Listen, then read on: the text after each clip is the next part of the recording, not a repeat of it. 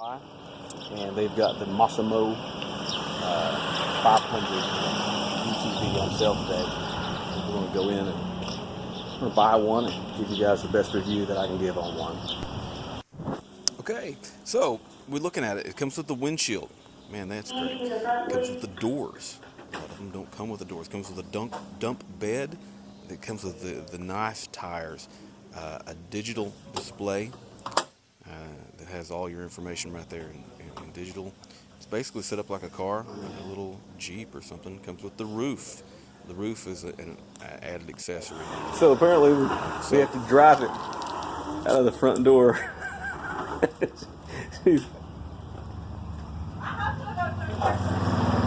Can you get it? Will it go? I hope it's big enough. Is there another way to get it out?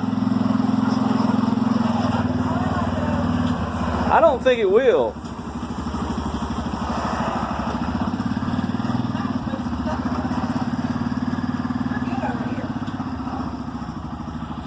The only place I read online about it is that it was too loud, but it's not too loud at all.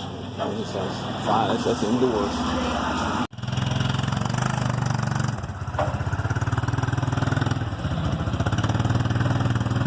Too big to fit in the bed of a truck. I think you're good. Voyage by our Massimo.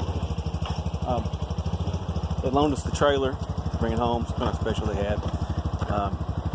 It's a good looking machine. It's basically a Rhino Clone. Just roll them off there. It'll be all right.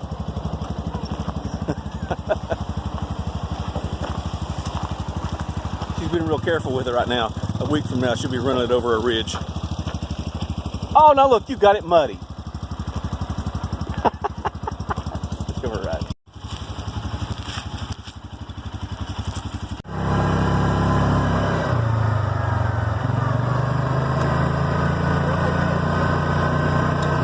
I don't know if you can tell from the video, but there's like a weird thing with the windshield. This falls right in the wrong place.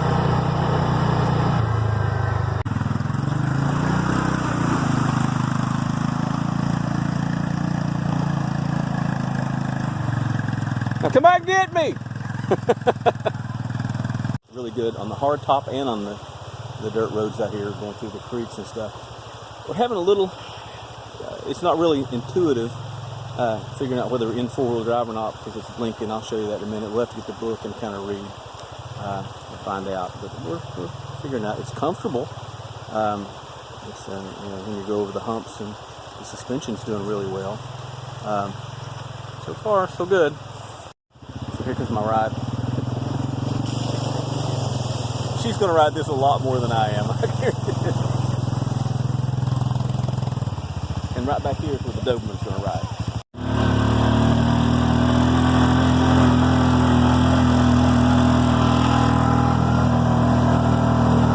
Right up here is the bull. Two of them just wandering around in the mountain by themselves. I'm not going over there because I don't want to die. Going over there.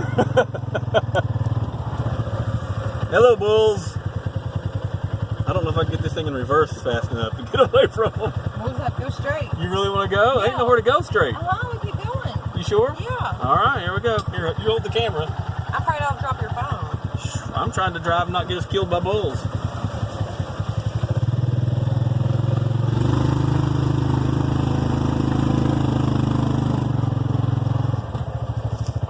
Hello, bulls.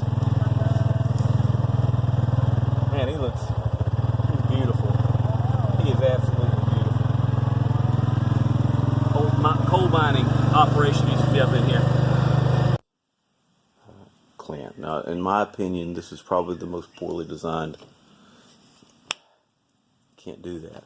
And one of the videos I show on the internet, it seems to be like a tip to get this open. It seems to be twisting it. Well, mine won't twist right there. Twist there. I feel like I'm breaking it. Now, I can't clear that bar. I can't let the windshield down. Now, I've managed to do it by taking this bolt out right here. And you can see just from one ride, we've got some scuffs pretty on the windshield.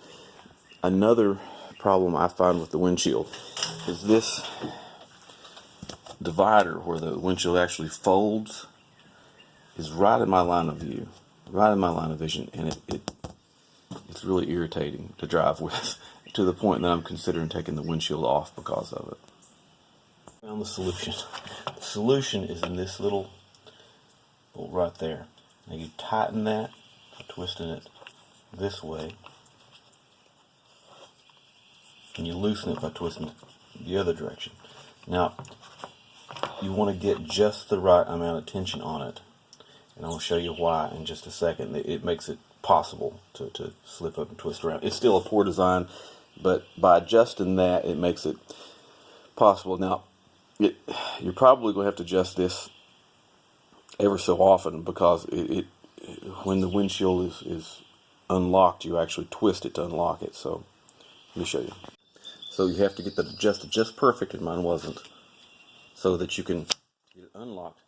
You pull down and it twists that way a little bit, and you slide it out. Now it's open, the windshield. You can finish opening it and the windshield can come off. You have to get just the right tightness so that can happen. And because it tightens and it loosens by twisting that thing, you probably have to do it ever so often. Now, that's just enough clearance to get in and out. Right there. Just enough. And it leaves that just a little loose, in my opinion. I'm not crazy about that, but so if you can see, that is about where I have the screw set to be able to do that with. Right there. So that works for me. At least I can get the windshield up and down now. I'm going to have a little rattle from that guy right there, though. What I had on my first ride was this door. Now, when my leg would put too much pressure on it, it wanted to come open. You see how this latch works here. You see this part right here, if I can get it to. See how that meets that right there. Closes. Well, yeah, you can see. It has to have enough to catch on. So it does now. But it was really easy to adjust. I just loosened those two bolts. I scooted it a little bit more that way so it would have a little bit more catch, and tighten it back up. And now it closes good and it stays nice and firm. I think a lot of the issues that I've had myself, I had the windshield issue and I had this tailgate issue. Get to this first. Is the tailgate issue was the plastic was actually overlapping the tailgate clamp right there and wasn't letting me unlatch it. Now I can unlatch it, so I'm good. I had to actually scratch my plastic a little bit there, forcing it to go back underneath that so I could do that. I took this screw loose and it was a little tough. Anyway, I think most of the issues, all of the issues that I've had, I believe, are because it was sitting in the showroom. And people were climbing in and climbing out of it and doing this and that and messing with the stuff and got some things a little bit out of adjustment. So right now just adjustment's all I've had. Now, things that you learn later,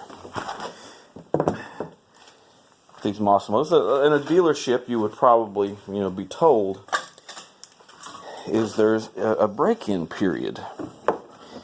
And during this break-in period, you're supposed to drive it really, really easily. It's folding me up now.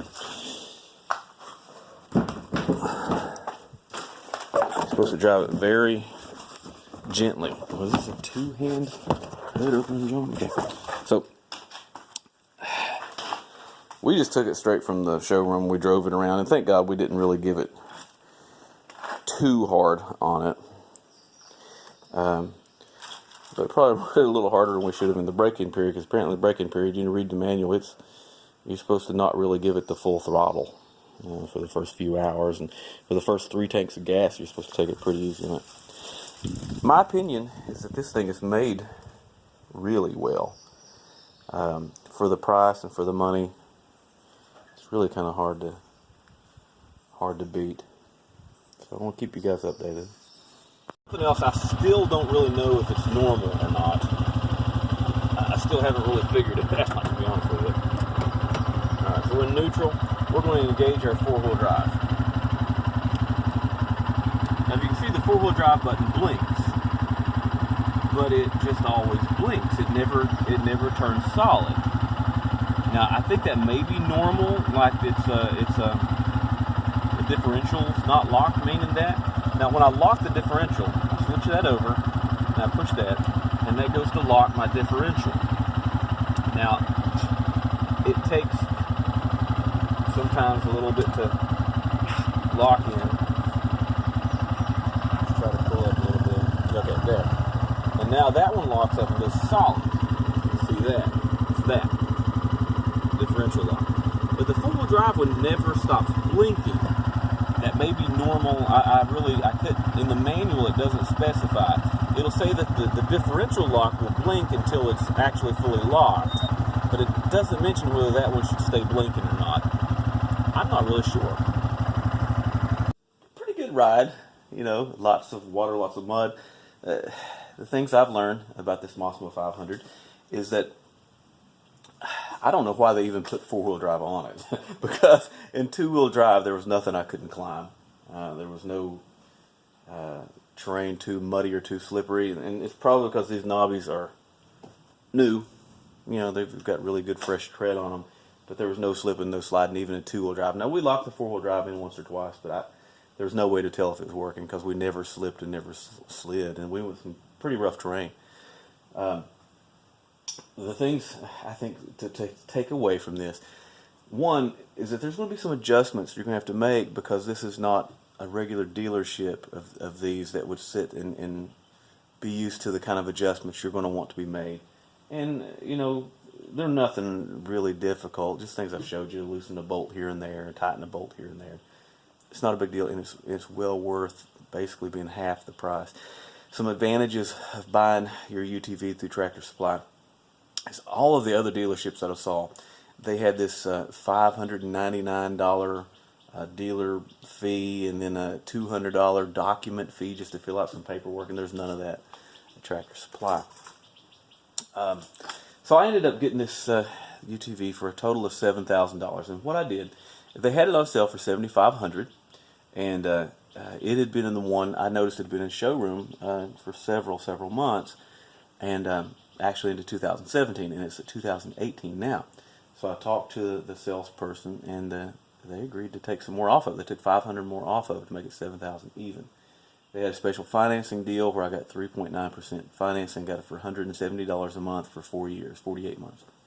I thought that's pretty good. Yeah, I'm with that.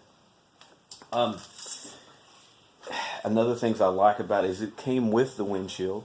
It comes with the roof, the winch on the front of it. It has the winch. Winch is really handy if you get stuck. need to help maybe pull yourself out. Now, it would have to be some pretty serious stuff, I think, to stick this thing, because this thing is pretty crazy good with traction. Now, the engine, when it's idling, is not too loud. It seemed even okay, even inside when we were pulling out a Tractor Supply, it seemed okay. But once you really get on the gas, the engine noise gets pretty loud. And that's because your engine, it's same as a Rhino, but basically your engine is here. It's underneath this stuff. Now, I want to do a lot of more videos about it as we go, and how durable it is, and I'm sure we're going to ride it. We have a barn that we're going to use it to, you know, clean the barn with the dump bed. We're going to do a lot of stuff with it. We have a Doberman that we like to take on rides in the country. If you watch my other videos and stuff, you'll see in my other channel, Joey Ferris is my other channel. And so listen, keep up, and I'll let you know how this thing holds up. Thanks for watching.